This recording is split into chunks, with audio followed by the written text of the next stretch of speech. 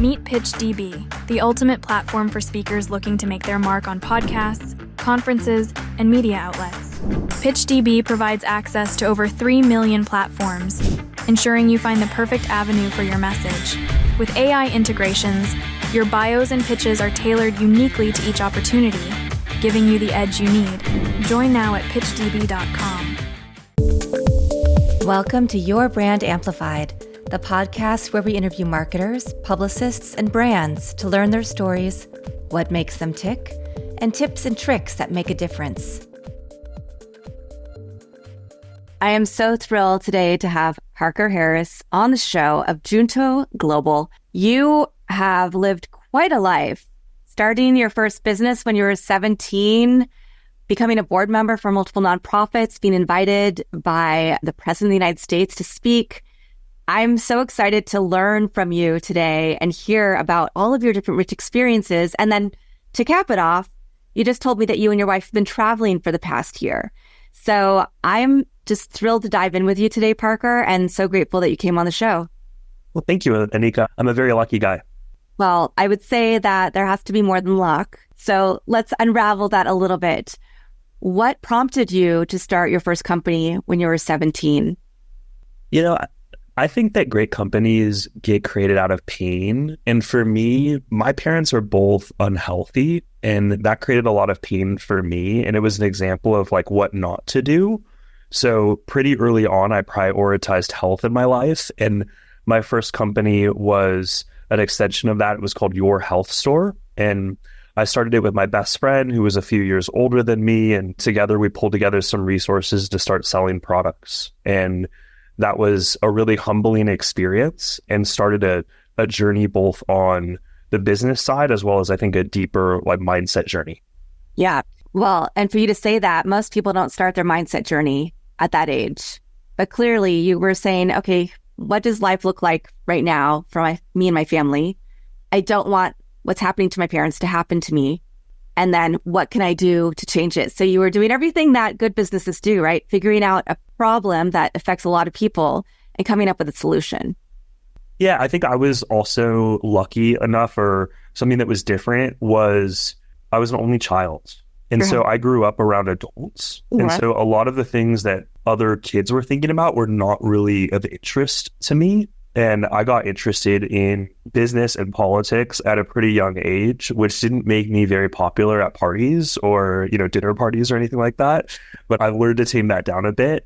But I think that helped me to think differently at a young age because that was rewarded in the conversations that I was having with the people that I was surrounded by. And I'll tell you just a quick story that I think is interesting is I was fortunate, kind of long story short, my godmother's brother, and I was pretty close with my godparents as a kid, and he was a business attorney. And I came from a lower middle class neighborhood. And so I was always kind of like looking at what people were doing and who had what and what were the different paths out, and an attorney became one of those paths. And at a certain point, I thought that that's what I wanted to do. As like a teenager, I was like, yeah, I want to be a lawyer, even a tax attorney, which I'm so glad I didn't do. But he nudged me and he was like, hey, you don't want to be an attorney. You want to be the person that hires the attorney. And I was like, who is that? He's like, that's the entrepreneur. That's the CEO. Wow. And I was like, that's interesting. And so I think sometimes we think that we want something, and then once we get it, we realize that's not what we wanted. And having people in our life that have that can nudge us to think a little bit differently or a little bit bigger can be all the difference. Yeah, 100%. And something that you struck me that I'm kind of chuckling about is my daughter is an only child. She's in high school, but she's known since she was 12 what she wants to do when she grows up. And she also doesn't relate to a lot of the kids her age very well because she's very set and she already knows the direction. And it's so different because I was that, but also very social. And so it's interesting to parent a child that's different from you and to honor who they are. And it sounds like you had a lot of people around you, though, who could help honor and who you were and guide you in the decision-making process of who you were going to become. Well, I wasn't that clean. I want to go back to your daughter in a minute in terms of what that thing is that she wants to do. But For me, it wasn't that clean. It was very difficult. The people around me and, the other students or, I didn't look at them as peers, and they frankly weren't peers, but the other people that I was surrounded by in classrooms and different situations that I was captive of at the time, if you will, they were not supportive of these other things that I was doing. And there's, I think it's Eastern philosophy, like the nail that sticks out gets hammered. It was a very painful experience, and it led to a dark place and something I had to kind of heal from and pull myself out of as part of my journey. And I think it's sometimes easy to look back on these things and think they were these neat, clean, inspiring, they're really much, I think, more painful and difficult. But that also makes us who we are and creates an ability to see other people for who they are and what they're struggling with, and the ability to be empathetic and compassionate around that. Yeah. Yeah, well, I'm sorry you had to go through that. I think I was thinking more of the adults who, your godparents and other people who helped you with your path, when you didn't have the support or the interest in engaging with your peers. I think that is a really difficult thing when you have a different kind of mind, right? You have a different perspective of the world, a different way of being driven or seeing things. And I do see that a little bit with my daughter, where, she has her friends and they all have their own thing that they're really, really interested in. And all those things are very different, but they acknowledge that about each other. But then when she does decide to be, so I have to try to nudge her to be a little more social, just so that she gets that and knows how to advocate for herself. Totally. I was not thinking we were having this conversation today, but her birthday. This is perfect. So she just had her birthday, and she didn't really tell her friends that it was her birthday. And it was the last day of spring break. And I said, why don't you invite them over? It's the last day of spring break. I know you don't want to have a big party, but we can at least have them over and do something. She said, well, no, they already told me they'll have stuff to do. I said, did you tell them it was for your birthday? Well, no, but now I don't want to. And then she was kind of upset. Only one friend texted her for her birthday. I said, so her dad and I said, we're divorced, but he came over for a few hours to spend with her. And I said, you know what? You're going to Dad's house tomorrow. Why don't you text them right now and say, it's your birthday. You'd love them to come over for dinner, even though it's a Monday night. And tomorrow at Dad's house, and just have dinner with you. And so she did, and her three closest friends came, and then she was happy. But then she's like, but they didn't tell me at school that, they didn't say happy birthday. I said, again, people are in their own worlds, and it's not as common to find that empathetic person or that person who really cares that deeply and really listens to you and will write down when your birthday is and remember it of their own device.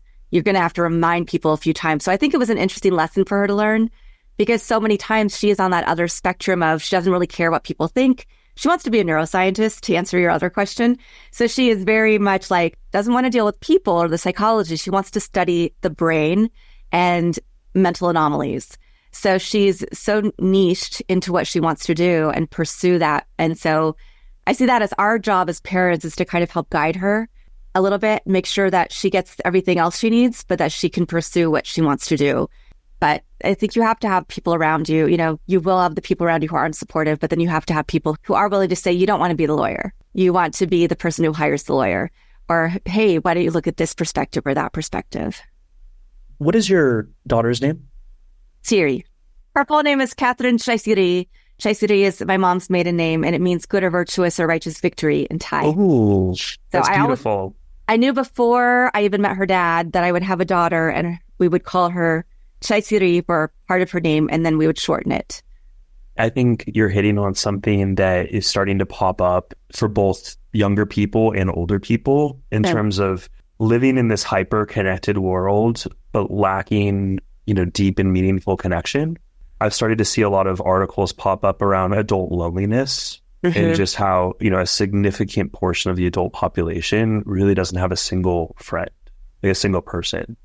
And the more that I study mindset and personal development, I realized that personal development itself is not an individual journey, even though it says personal, that we are in relation to other people, and other people teach us a lot about ourselves. So I think that there's a structural issue in the education system and even in society, because I have a lot of older mentors that are between 60 and 80 years old that tell me that they're like, Parker, I don't have 10 people that I can talk to about the things that matter most to me. And that's the business that we're in, is creating that type of space. And so to hear that from people that are 60 to 80 years old that have had all this time to gather that network and have the resources. And that's still a pain, to your point of entrepreneurship and finding that pain. And then also seeing for young people, and even my experience through the traditional education system, it didn't teach me a lot about myself. And so I think there's this huge opportunity that we get to solve at this point in human society that helps people to learn to manage themselves and, learn about themselves and be more who they are. And I think be more high performing as a result of it, but also just be happier. Yeah. Wow. So I'll tell you a couple of other stories. One is that we just did a spring break road trip, even though it's a little early, but we thought it would be fun to go look at some colleges and really identify the vibe, because we know what she wants to do, but now we need to make sure that we're applying to places that have a vibe that she likes. That's so wise. Oh, it's a privilege to be able to do that, right? And I totally acknowledge that, but it's been really fantastic because along the way, in one of the cities, we met a foremost expert in pedagogy, Dr. Anita Archer. She was giving a keynote on her 77th birthday at an education conference. And she was just sitting in a cafe and we happened to sit next to her and she struck up a conversation with my daughter. And I was like, wow, I love that, because that's something to aspire to think when I'm 77, I can still be speaking to people and sharing knowledge. Then in the next town, our very last day of the trip, we sat in a booth at it was kind of a 50s style diner, but it was like a 2-seater booth in the middle of the room with another 2-seater with just a little partition, but we could still see and talk to the other people.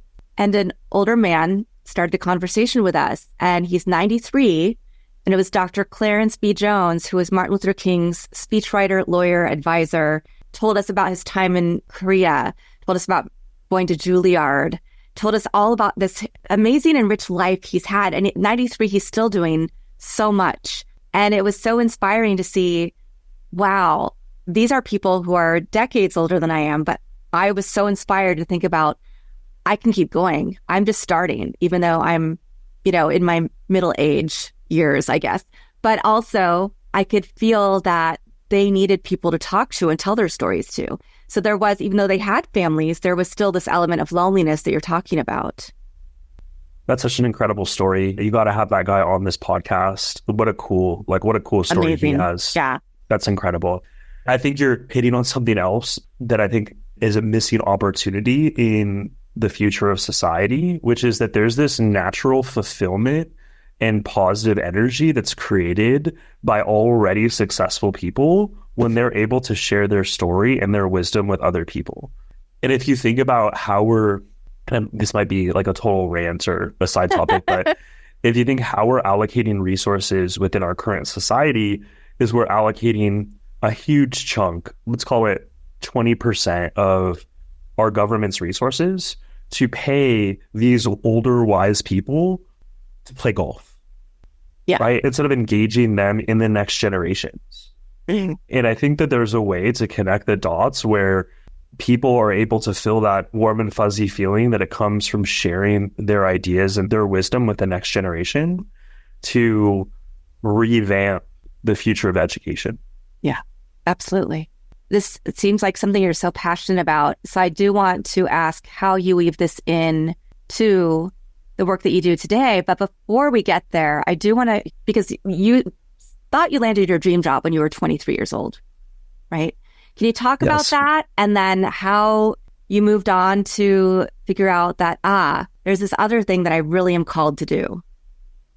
I think the short version is that a lot of people have different opinions over what was good for me, like what my path should look like. And they mostly came from a good place, but they were based on their own limited view of how the world worked and what the opportunities were.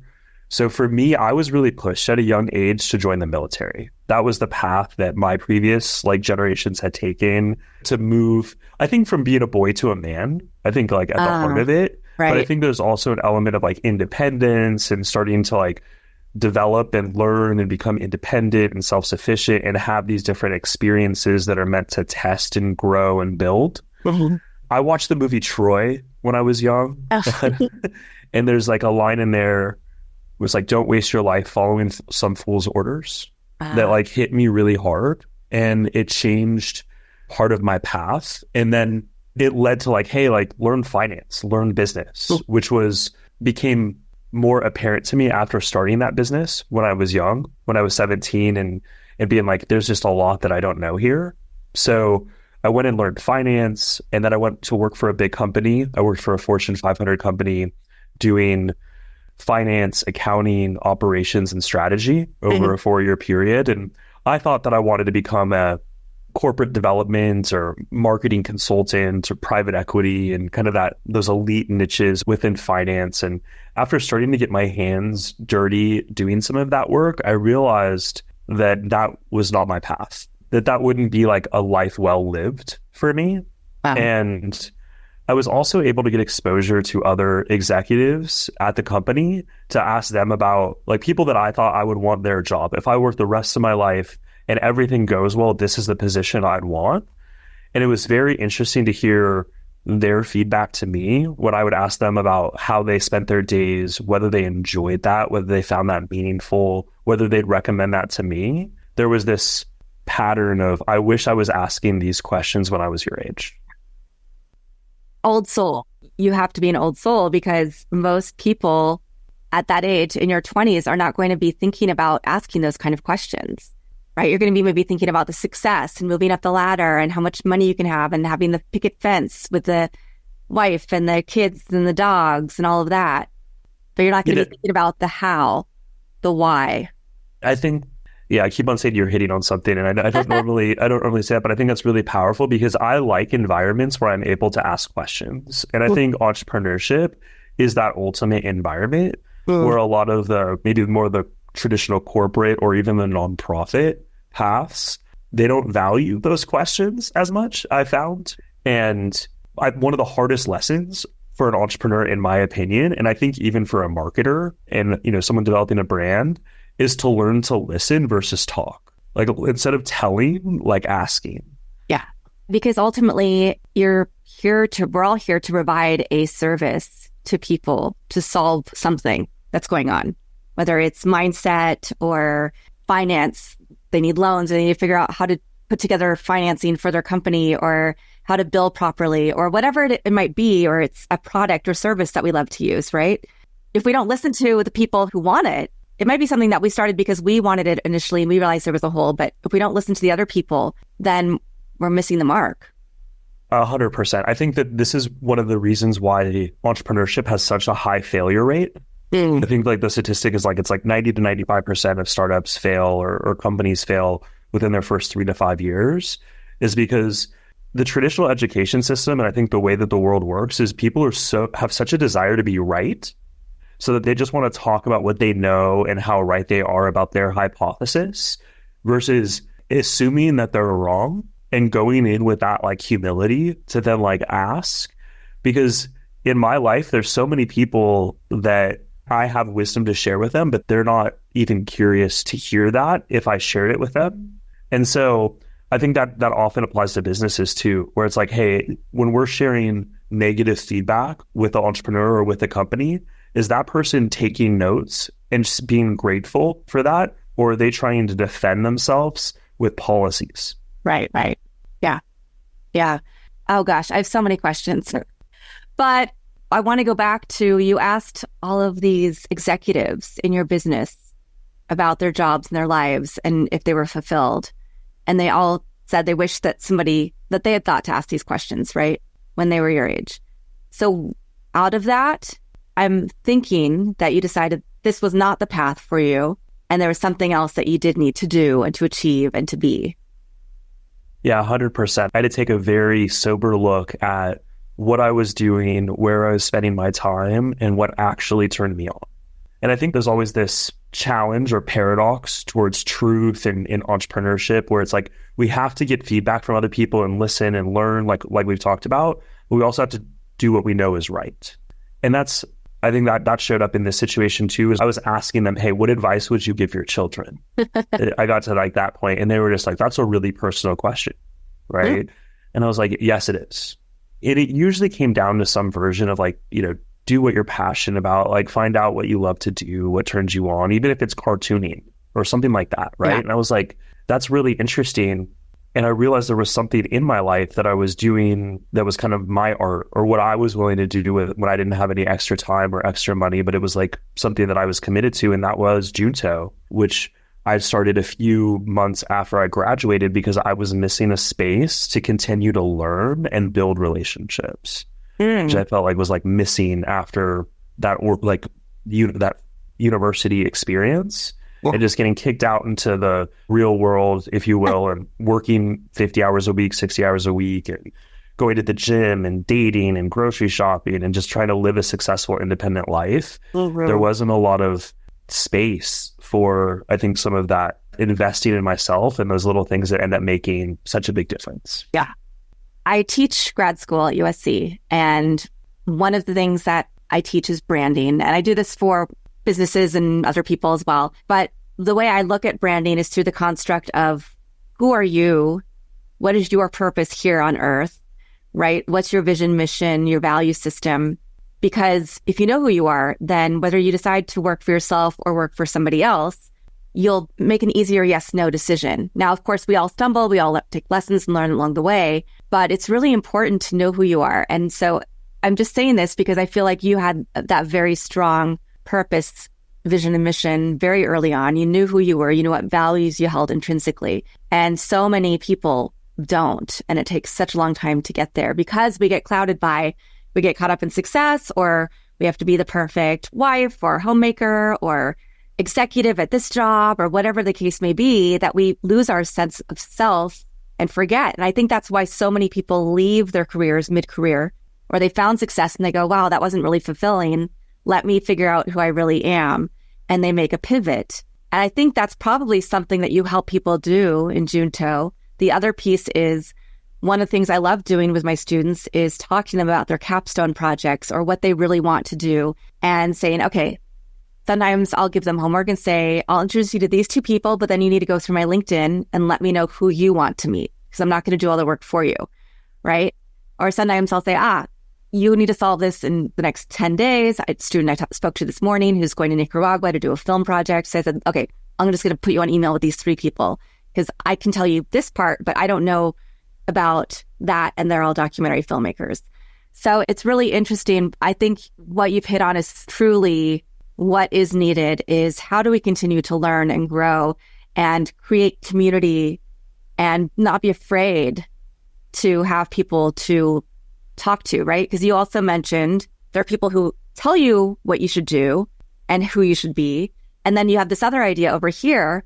And especially as entrepreneurs, it's really difficult sometimes to take a leap of faith and step away from a full-time, well-paying job to do something. And maybe we've had a couple of other businesses and we learn everything along the way, right? But there are a lot of people who don't understand that mindset. So talk to us about Junto and the evolution of it, because you started it very young, again, and I can imagine that what it might have started at, it might look a little bit different now. Well, before I do that, I think you touched on something that is just really powerful, which is around learning to embrace rejection or failure or disappointment, like learning to embrace things not going the way that we want them to go as like a pivotal part of the journey.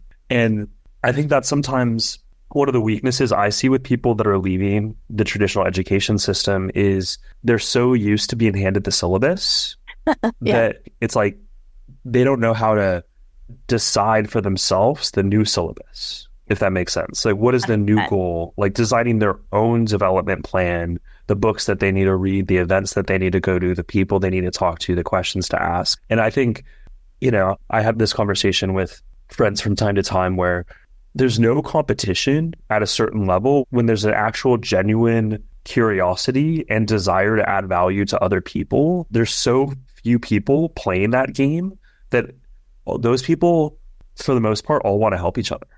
Because most people are just kind of like wanting to do as little as possible to get the most out of it. And there's a lot of competition to play that game. But like the competition to like work really hard to have a big impact on other people's lives and like not just have the why part of it. Like it's like, oh, I have this, like the why and the mission part that you touched on, I think is crucial because there's so much energy there. But then it's like, okay, well, what are the skills required to layer on to that energy to manifest the idea? And a big part of that is self-mastery, because my own emotions can be my own worst enemy. Like, I have personality traits and behavior traits that in the past hadn't served me, that until I mastered, I couldn't really layer on leadership or management or systems, or, even strategy was kind of like less valuable. And that's why I think a lot of times executives have to be a certain age, because the journey to that self-mastery piece and unlearning college essentially takes some time. That's such a powerful word that you use, self-mastery. I'm actually studying with a former Zen monk right now. No, you're not. Yeah, and his program is all about... You're amazing. No, it's just something I feel really passionate about. I think that's why this conversation is a lot different than a lot of my interviews, because we're having a conversation, because there are a lot of things that I see as connection points, right? And the work that you're doing. And so let's talk about that, because I do want to hear about Junto. I went on the website and I was like, oh, there's nothing for me to really dig around in here. I just have to apply. But what does that mean when I apply? Is this something I'm signing up for that's going to cost $1 gazillion? Like, I was like, wow, I really don't know what this is. And so I'm imagining a lot of people, if they don't know you and they just stumble across it, also have those questions. Yeah. There's a lot there to unpack. I think just high level, for thousands of years, this type of format has been used to make the world a better place, or to create great things, to create things that one person couldn't create by themselves. The classic example is like Knights of the Round Table. Like, if you go back to that, it's a round table of a bunch of equals sitting there having conversations where they could challenge each other around ideas to make their kingdom a better kingdom. Yeah. And that's been happening for a really long time. And I think it's a very important conversation. My favorite movie is called Amazing Grace. Cool. And it talks about how the slave trade was abolished in England and then France, hundreds of years ago. And it was done by like a group of people, like a Knights of the Round Table, a very diverse group of people that all had different skills, different insights, different pains, different energies, different connections. So that's really the game that we play, is creating a space to have conversations that really move the needle in our lives and business. Yeah. And then creating a space to challenge each other, which I think is sometimes missing in this like world where we want to just tell everyone it's going to be okay, right, and just be like really supportive. It's like, hey, like, it's not going to be okay. Like, you need to change. Like, you need to stop, right? Like, that conversation is very difficult. And I think those uncomfortable conversations are an important part of the journey to success. Yeah. So what does it look like today for you talked to all these executives, you realized you needed to follow this other path. You'd already started Junto for yourself because you realized that you still had a lot you wanted to learn and you wanted to build this community. And now you can do it from anywhere in the world. You've been traveling. It was one of the gifts of COVID. I mean, I know that there wasn't a lot of gifts of COVID for a lot of people, but for me, for a long time, my life was centered around in-person events and experiences. And COVID really shook that up. But it also did some things that I didn't expect. I think it exacerbated the pain that we solve, and it killed a lot of the substitutes that people use to solve it. Really? So we experienced a lot of growth during COVID. And a lot of people that were within our network and looking for something like what we were doing were more open to a virtual experience than they were previously open to. And then people had that weird realization where it's like, it would have been really nice to not spend all this time driving and trying to find parking to like go to this meeting. Maybe we can just keep going virtually. So we now have members on 4 continents, and I travel to visit members across the world and build relationships with people that want to support what we're doing. Yeah, fantastic. And the types of people who are members, are there still people who are new out of school who want to learn, or is it mostly people who are higher level executives and entrepreneurs?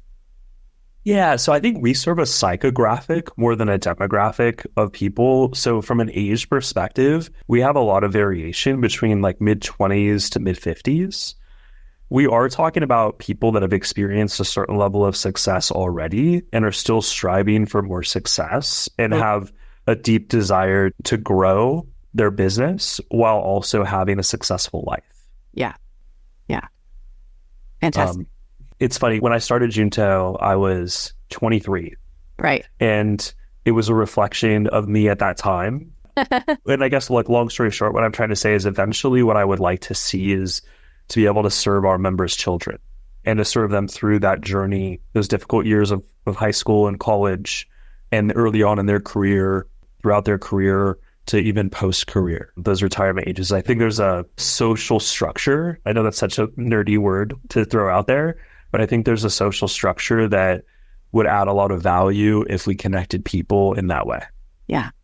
Oh, absolutely. I think ultimately we're all craving connection. Sometimes we just don't know how to get it.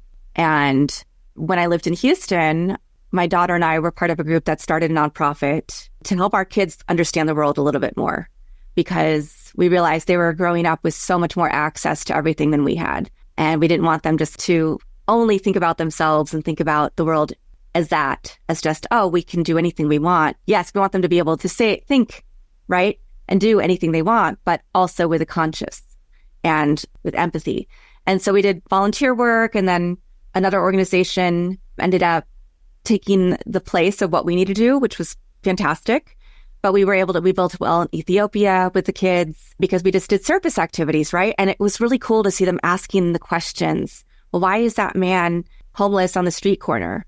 Why are there not more women that we're seeing? So then we had these discussions with our kindergartners about these deep topics, including violence against women and like other things, or some kids wanted to do more stuff with the animals. So we really got to see like what piques their interest. And then I had a social club right before I moved back to LA from Houston. And it was built around, if you don't have connections and you don't know how to build connections, we will help you. Because I moved to Houston and I already had a couple of connections, right? It's a small town in a big city, like a lot of places. And I'm a natural connector. And so I said, wow, but there are a lot of these other people who want to start their own business, or they want to get involved in philanthropy, but they just don't know who to ask or how to do it. And so we created a group. It didn't survive the pandemic because we were an in-person group and we thought about other models, but just hadn't had time to get there. But I applaud you for putting this together, for having something that's lasted 10 years at this point that can make a real difference for people and continue to create those connections and community and help ask the right questions and the hard questions and just encourage people to become better every day. It's my pleasure, and I think I get the most out of it. And it's really interesting to hear your desire to do that too. And I'm curious where that comes from. Like, where do you think that comes from, that desire to create those type of spaces or those type of movements, if you will? Yeah, I've always had that since I was a kid. I always wanted to invite everybody to my birthday. I wanted just to be inclusive. In 7th grade, I distributed flyers in the whole school. And I wasn't like the popular, kid or anything like that. I just did a lot of different activities. I was always interested in engaging in a lot of inquiry. And I had a party for the whole 7th grade. And just, we set up volleyball in my backyard. And I didn't have a fancy house or anything like that, but none of that stuff mattered. I just wanted to create a space where everybody could come and enjoy themselves, whatever level that was. I've always been driven by that. And I honestly think a lot of that is probably ancestral DNA and genetics, just coming from hearing stories of some of my family members and how they did things like that, or having a mom who was a social worker. My dad's mom was a social worker. So just people really invested in community building. And so I love the fact that you've been able to make a career out of this and do something in a very different way, because there are a lot of groups out there that bring people together, but they might say they do it intentionally, and some do, but some don't. And I think even with the ones that do intentionally bring people together, there's always room for improvement, right? There's always things that you can look at and do differently. Well, it's, one of the things that irks me, or one of my pet peeves, is I think a lot of things that get called a mastermind that aren't actually a mastermind. They're more of a group coaching environment or like a conference where people are on stage like speaking. And that's not what a mastermind is. It's a roundtable conversation, at least in my view. And I think that there's some tools that can be put in place to make that conversation richer. And that's something that we're always working to get better at. But I think the most important thing about these type of environments is that the conversation is relevant to the individuals in it and that they have some buy-in into that agenda. Because I think where these things really go bad or go off the rails is when it's like when the agenda is created by someone in the ivory tower of like, oh, I think this is what we should talk about, versus really understanding what people are going through, what's going on in their life, and what's relevant to them. To me, that makes all the difference. So you talked a little bit about what you see as a future vision for Junto with helping the kids, the next generations of your members. I'd like to hear a little bit more about what you see as next for you and your wife. You've been traveling for a year. Are you going to continue on this travel quest? Are you settling down? Are you going to start any other ventures? And is there anything else that you're going to add to Junto? So I know that's a lot of ping-ponging questions, but... My main focus is always to make Junto better, to make something that our members get a lot of value from and want to share it with other people that could add value to it. So that's always my number one focus. I've been working on some investments and building out more of an investor side to what I do, because I have some interesting insight into both the people as well as like the vehicle in the business. And so I think that's an opportunity that I'm excited about and that our members are excited about for each other too, as we learn to like empower each other. My wife and I are going to continue to travel. So we decided to do another year of it. Nice. We're going to continue through the Pacific Northwest, spend some time in Canada, and then also go down to South America for a while. So I'm very excited. It's the easiest way that I can explain it is that traveling creates a lot of neuroplasticity, like a lot of growth, because there's so much newness, and it really allows me to evolve as a person in a way that being settled in a consistent environment wasn't allowing me to do. Yeah, I agree with you on that. I just was in the Pacific Northwest and love it. So I know you'll have a lot of, and I'll, once we finish the episode, I definitely have some other things for us to talk about and people to introduce you to who are flourishing in different communities in South America that you should definitely visit when you're traveling. I'd love that. Yeah. So somebody goes to junto.global, fills out the form, then what happens next? Because looking at it, and I'm like, okay, there's not a lot of, information. Slightly intimidating. Yes. Yeah.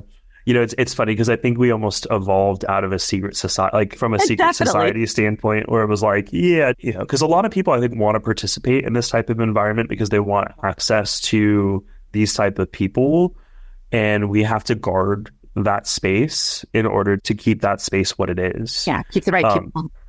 Yeah, but that's me defending it. I also think that's really good insight. So I appreciate you sharing that with me. I wrote that down.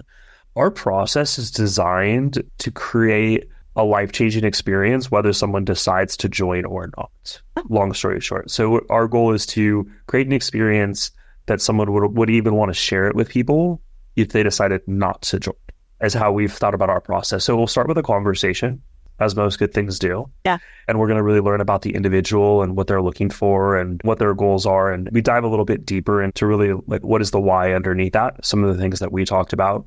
And we're just looking to see if it's a good fit. If there's a way that we can add value to this individual, we're going to do that.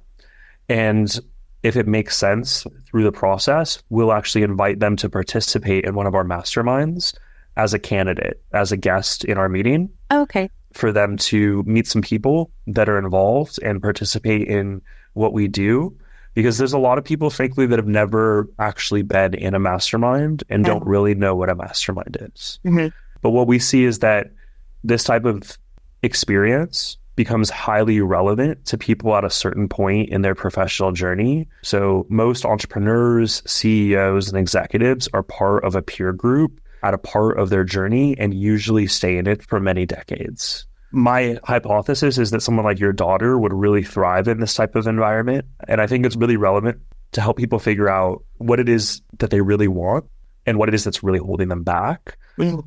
Because in my opinion, most people are smart enough once they know what's holding them back to solve it. But I think most people don't know what is holding them back. And that goes back to the value of questions. Absolutely. Wow. This has been such a rich conversation, and I just really appreciate you being willing to unpack so much with me today. Is there any last thought you'd like to leave aspiring or current entrepreneurs and small businesses with? All right, this is cliche, but this is a quote that I heard at a certain point in my life that really impacted me. And it's that life is not a problem to be solved, but an adventure to be lived. And so as much as a young innovator or entrepreneur or problem solver, we probably take a lot of gratification and self-worth in solving problems, but not necessarily letting life become a problem that we need to solve, and instead an adventure to be lived. And for me, life has become a lot more fun. Looking at it from that adventure, it's a lot more empowering. And that's really what life is anyway. It's anything that we make it to be. And that's a pretty exciting as well as, a big responsibility. Yeah. Fantastic. Well, I wish you well on your travels and with Junto. And I know we'll stay in touch. So Parker, thank you so much for being on the show today. Anike, it was a pleasure to meet you. And thank you to everybody who's watching or listening to this episode. I'll be back again with another amazing guest to share a little bit about their journey and how they can help you in yours. Want more? Check out amplifywithannika.com or follow me on socials at amplifywithannika.